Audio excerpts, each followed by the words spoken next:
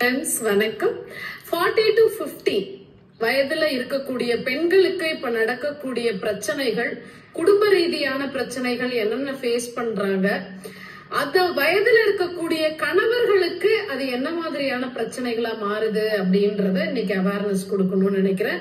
Recent டேஸா இந்த age கேட்டகரியில நிறைய பெண்கள் தன்னுடைய அந்த மெனோபாஸ் ஸ்டேஜ் அந்த 40 to 50க்குள்ள நடக்கும் பொழுது நிறைய அந்த ஒரு டிப்ரெஷன்ல போகும் பொழுது அவங்க நம்ம என்ன பண்றோம் ஏது பண்றோம், நேச்சுரலா கிடைக்கக்கூடிய குடும்பத்துல ஒரு அட்டென்ஷன் இல்ல, ஒரு தன் மேல அக்கறை இல்ல, ஒரு எமோஷனல் அட்டாச்மெண்ட் ஹஸ்பண்ட இல்லாத போது, ஒரு ஏஜுக்கு மேல போகும்போது ஹஸ்பண்டுக்கும் இன்ட்ரெஸ்ட் குறையும் போது உனக்குதான் ஏஜ் ஆயிட்டே அப்படின்ற ஒரு பார்வையோ ஒரு அர்த்தமோ அவங்களுக்கு நீங்க கொடுக்கும் பொழுது மென்டலி அவங்க என்ன பண்றாங்கன்னா ஸ்ட்ரெஸ்ஸுக்கு போயிட்டு யாராவது ஒருத்தர் ஆறுதல் வார்த்தைகள் பேசும்போது நீ தான் என் உலகம்னு சொல்றதுக்கு இங்க நிறைய ஆட்கள் இருக்காங்க இல்லையா, அதே வேலையா இருக்கும் பொழுது அதே மாதிரி வெளியில உள்ள ஆண்கள் அது 40 to 50க்குள்ள யார் நல்ல சம்பாதிக்கிற லேடிஸோ நல்ல ப்ரொஃபஷன்ல இருக்கக்கூடிய லேடிஸா சூஸ் பண்ணி அவங்களுக்கு அன்பு காட்டுற விதமா,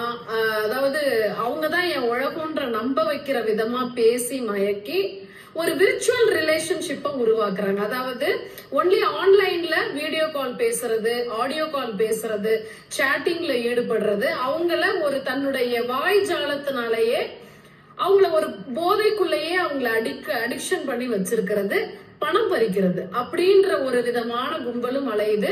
இதுக்கு இந்த பெண்கள் ஏமாந்து என்ன பண்றாங்கன்னா நிறைய பணத்தையும் இழந்துடுறாங்க. சின்ன சின்ன ஆசை வார்த்தைகளை கேட்கறதுக்காகவும் தன் மீது அன்பான வார்த்தைகளை கொட்டுறாங்கன்ற அந்த ஒரு போதைக்காகவுமே இது மாதிரி விஷயத்துல சிக்கியும் தவிக்கிறாங்க. அவங்கள சார்ந்த கணவர்களுமே இந்த பிரச்சனையில ரொம்ப மாட்டிக்கிட்டு என்ன பண்றது, அவங்களை அதுல இருந்து எப்படி வெளியில கொண்டு வர்றதுன்னு தவிக்கிறாங்க. இங்க நான் முக்கியமா சொல்ல வேண்டிய விஷயம், 40 to 50க்குள்ள முதல்ல உங்களுக்கு இருக்கக்கூடிய டிப்ரெஷன் நிலைமைய, உங்களுடைய மனநிலைமையினாலதான் இது மாதிரி விஷயத்துல எல்லாம் போய் சிக்கிறீங்க அப்படின்ற புரிதல் வரணும்.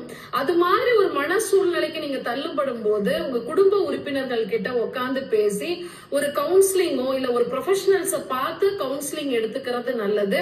அது தாண்டி கணவர்கள் அவங்களுக்கு தான் 40 வயசாயிடுச்சு இனிமே என்ன வந்திருக்கு உனக்கு என்ன இப்போ அப்படின்ற தோரணையில பார்க்காம அவங்களுக்கு நிறைய எமோஷனல் நீட்ஸ் சப்போர்ட் தேவைப்படுது அப்படின்னு அவங்க கிட்ட கொஞ்சம் அட்டென்ஷன் கொடுத்தீங்க அப்படின்னா கண்டிப்பா இது மாதிரி பிரச்சனைகள்ல போய் சிக்க மாட்டாங்க. கொஞ்சம் எமோஷனலா பாசமா அவங்கள அணுகுனீங்க அப்படின்னாலும் எதுவா இருந்தாலும் உங்ககிட்டயே அதை எதிர்பார்ப்பாங்க, உங்ககிட்டயே அதை சொல்லிடுவாங்க. சோ நீங்க தலையில துண்டு போட்டுட்டு போற நிலைமை உங்களுக்கும் வராது. பிகாஸ் இது ஒவ்வொரு ஆணுடைய கையிலயுமே இருக்கு. ஒரு 40 வயசுக்கு மேல ஒரு மனைவி தவறு பண்றாங்க, தேவையில்லாத போய் ரிலேஷன்ஷிப்ல விழறாங்கன்ற பட்சத்துல உங்களுடைய அட்டென்ஷன் அங்க குறைஞ்சிருக்கலாம், ரொம்ப மனைவிட்ட உட்கார்ந்து பேச முடியாத டயத்தை நீங்க குறைச்சிருக்கலாம்.